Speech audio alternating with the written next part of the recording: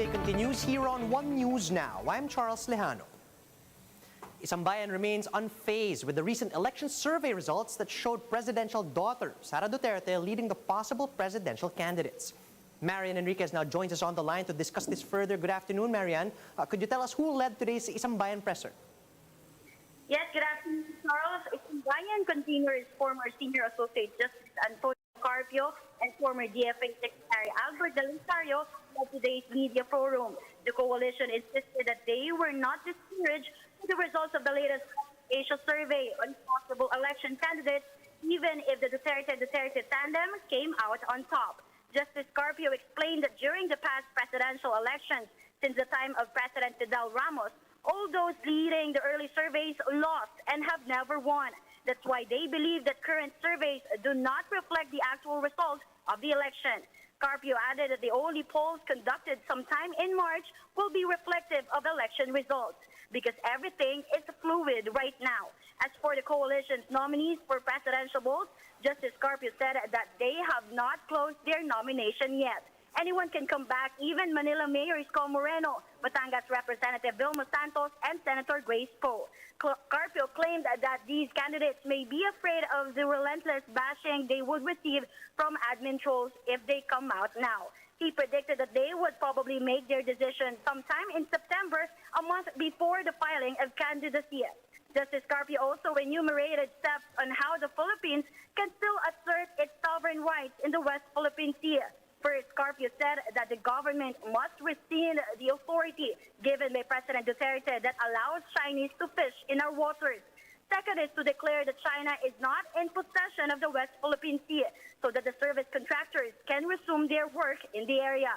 Another possible way is to file an extended continental shelf claim in the West Philippine Sea off the coast of Luzon and conduct joint patrols with the ASEAN neighbors to strengthen our position, as well as joining the freedom of navigation operations of the U.S. and its allies. If China continues to fish within our EEZ, Carpio emphasized the Philippines can sue them before an UNCLOS tribunal and demand damages before those fish, because those fish are exclusive for Filipinos. Carpio asserted that China taking our marine resources is stealing, and under the international law, they have to pay for damages. Charles, the West Philippine Sea dispute is just one of the many high-priority issues in the 2022 elections, and the Isambayan Coalition strongly urges the public to register and vote. Charles? Thank you, Marian Enriquez. One political analyst says Senator Manny Pacquiao must consider running again for senator in 2022.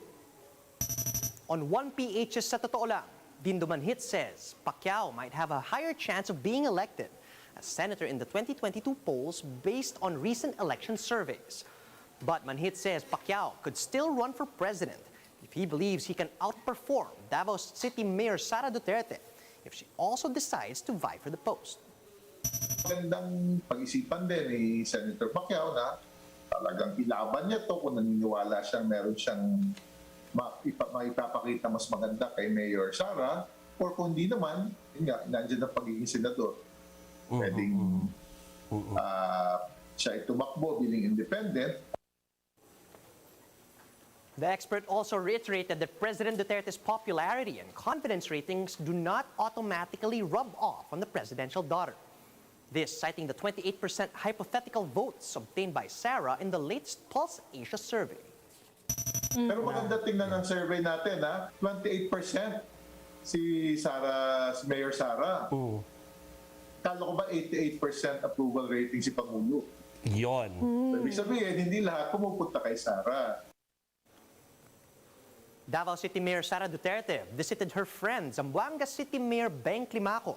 Spring talks that the presidential daughter might be rallying allies for her presidential bid. To tell us the real score, we have Gemma Vansenia. She's reporting to us live from Zamboanga City. Gem, good afternoon. Is Mayor Duterte still in Zamboanga City? Charles, Davao City Mayor Sara Duterte is now here in Zamboanga City.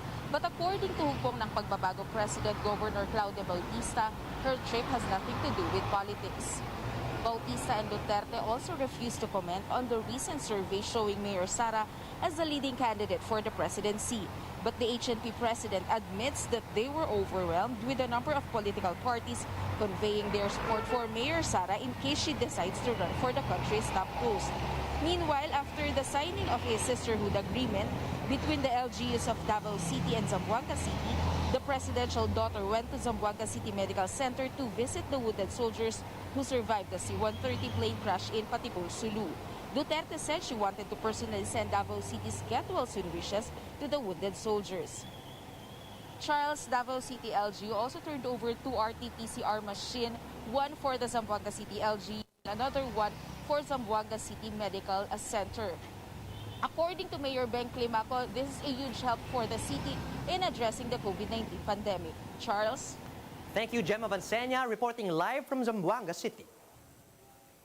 MMDA Traffic Chief Bong Nebrija said the volume of vehicles along EDSA is nearing pre-pandemic levels, but the traffic is not. On 1PHs sa Totoo Lang, Nebrija said that the current volume of vehicles along EDSA is 98% of the pre-pandemic level. But Nebrija notes the traffic is still bearable as travel speed and time remains favorable. The MMDA official also said that they're not yet considering re-implementing the number coding scheme, but he says it is possible that they might increase the capacity of public transport vehicles. Nakakahiya sa mga frontliners natin, natatanggalan natin sila ng means of transportation, particularly yung safer one for them. Tapos wala naman tayo mapapaglagyan kasi nga napakahaba ng pila dyan sa mga bus stations. Pag nag-increase, siguro from now 50%, increase mo ng 20%, we might consider.